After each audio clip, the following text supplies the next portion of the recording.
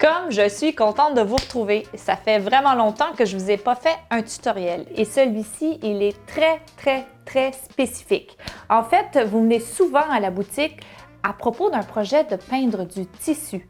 Donc là, je vais faire le tour de toutes les questions possibles que vous pourriez avoir besoin de connaître avant de vous lancer dans un projet de revalorisation avec le tissu.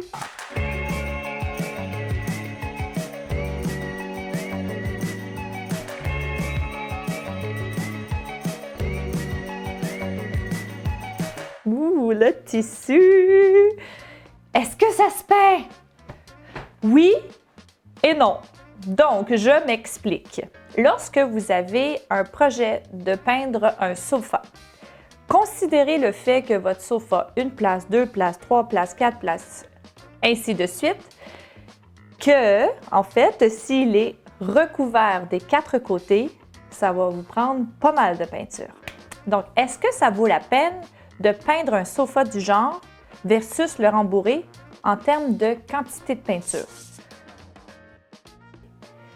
Par exemple, cette chaise, vous pouvez la toucher, la voir en boutique puisqu'elle est un exemple parfait d'une réussite.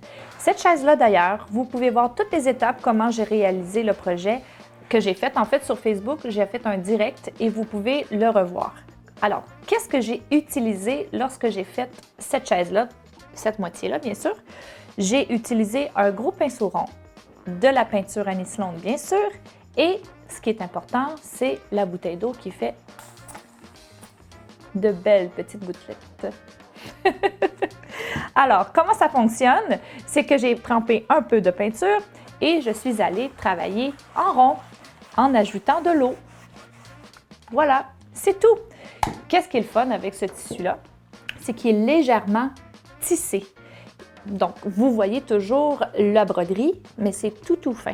Et regardez, c'est très durable. Ça l'épouse toutes les fibres, ça ne craque pas.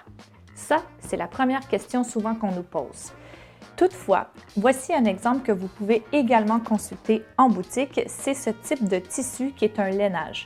À la base, causé par le frottement, ça le crée comme des petites peluches.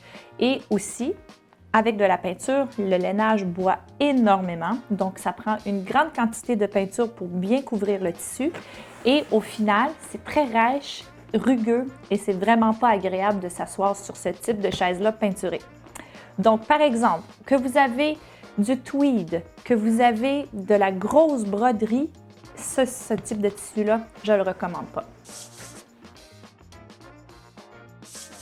Une des questions les plus souvent posées est concernant les taches. Premièrement, est-ce qu'on est capable de les couvrir, les taches, justement pour récupérer une chaise ou un sofa? Alors, je dirais oui, que ce soit du spaghetti, du vin, café, pas de problème. Celle-ci, elle en avait une belle tache de café et c'est parti. Ensuite de ça, une fois que le projet est terminé et qu'on s'assoit, est-ce que ça tâche? Ça ne tâche pas, tout reste en place. Vous voyez, je suis assise sur ma chaise et j'ai vraiment pas peur qu'elle me tâche. Ceci dit, est-ce que c'est à l'épreuve des tâches? Alors, il y a deux façons de faire. Si vous peinturez et que vous ne voulez pas appliquer la cire pour protéger, parce que c'est la meilleure des options, elle peut donner comme un effet cuir que vous ne désirez pas et vous voulez en fait que ça reste mat. On a ici la suggestion du protecteur à tissu qui fait en sorte que lorsqu'il y a un dégât, par exemple liquide, ça va perler. Vous allez dire, ouais, mais elle n'a pas parlé des velours, par exemple, les tissus qui sont poilus. Eh bien non, ça ne se peint pas. C'est affreux le résultat, je ne vous le conseille pas. Par contre, il y a une option qui peut être intéressante et c'est par exemple que vous avez un velours qui est pâle, qui est taché et vous pouvez le teindre. Je m'explique. Donc, votre chalk paint, vous allez la diluer avec un bon pourcentage d'eau. Il faut aller à du 30 %. Il faut vraiment avoir en fait une eau colorée et lorsque vous travaillez votre poil, il ne va pas tout se coller ensemble. Ça veut dire que vous pouvez passer du pâle au foncé, mais de faire l'inverse, n'y pensez même pas. On nous appelle souvent dire on a un divan qui s'effrite. Est-ce que ça se peint? Quand il s'effrite, on est à la base du tissu qui est comme un genre de tissage grossier. Ça va paraître, ça va être très difficile de faire quelque chose d'intéressant avec quelque chose qui s'effrite. Donc, pour moi, personnellement, je ne trouve pas que c'est une bonne option. S'il ne s'effrite pas de problème, allez-y, vous pouvez le revaloriser. Et le cuir, par exemple, véritable. La teinte, elle vous plaît. Ceci dit, vous pouvez le peindre, mais la teinte vous plaît, une belle couche de cire claire et vous allez raviver votre sofa. C'est extraordinaire.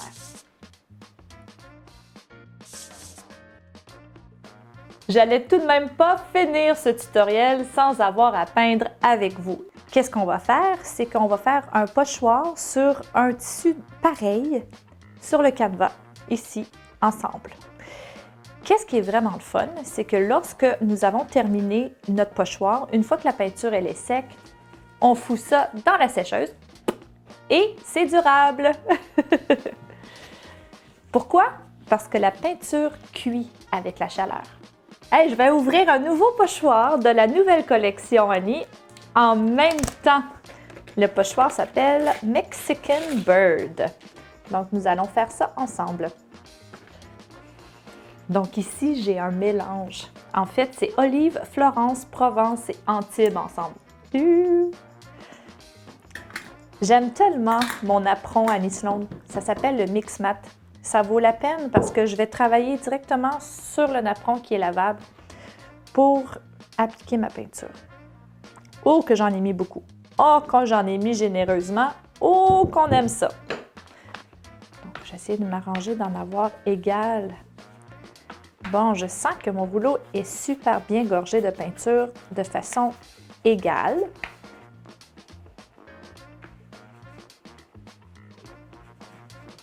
Je vais trouver ça vraiment intéressant, dans le fond, ici, d'y aller ici et là, sans m'assurer que j'en ai partout pour faire un genre de ombré. Ça va être vraiment joli à la toute fin. Ça, c'est un genre de projet, entre autres, là, qui est vraiment le fun à faire comme cadeau d'hôtesse ou un petit cadeau qu'on peut faire aussi à quelqu'un. Ça prend tellement peu de temps et le résultat est vraiment très joli. Voilà, tout simplement. Trop joli! C'est trop joli! Et j'aurais juste à poursuivre pour faire un peu plus loin. C'est un peu le challenge, que ça ne bouge pas trop. Mais on fait de parfaites imperfections. Je tenais à vous présenter ici une housse de coussin que j'ai réalisée avec d'autres produits. Et ceci, je vais vous en présenter dans le prochain tutoriel qui va suivre dans quelques semaines. Et ce sont les étampes décoratives de la compagnie Iron Orchid Design que nous tenons également à la boutique. On les connaît aussi sous le nom de IOD.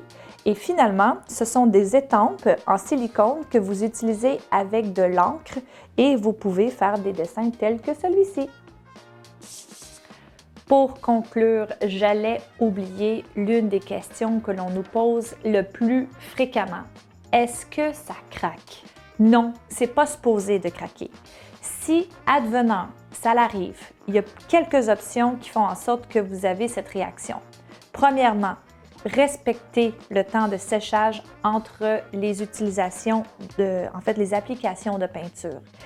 N'y allez pas en trop grande quantité de peinture parce que en épaisseur, oui, elle risque de craquer. Troisième chose, en fait, il faut faire attention, et quand je parle de respecter le temps de séchage, il faut respecter le temps de cure aussi. Si vous vous asseyez dans votre fauteuil fraîchement peint, il n'y a pas eu le temps de sécher en profondeur, ça risque de craquer. Et la dernière, souvent dans notre divan, dans notre fauteuil, le tissu a pris un pli qui est régulier. Ça peut arriver que ça va craquer dans ce pli-là parce qu'il est présent et ça ne va pas disparaître. Donc, forcément, la peinture peut risquer de craquer à ces endroits. Souvent, ça va arriver sur un tissu qu'on tient à peindre tout de même, comme j'explique le tweed, les gros tissages très grossiers. Ça aussi, avec le frottement, ça risque de craquer. Mais, mis à part ça, si après tout ce qu'on vient de faire, comme le tour par rapport au tissu, et que vous dites, finalement, je peux le faire, allez-y, go, réalisez-le. Si vous êtes là jusqu'à la fin, c'est parce que vous avez pris des notes. Enfin, j'espère, sinon vous êtes prise pour m'écouter encore à nouveau. Commentez, aimez, partagez, ça nous fait grandement plaisir, ça nous apporte le oomph pour continuer à vous faire des tutoriels et de vous accompagner dans la revalorisation parce que ça reste tout de même quelque chose qui apporte un bien fou de le faire soi-même et ça apporte du bonheur et du bien-être dans son nouveau décor de façon écologique, économique.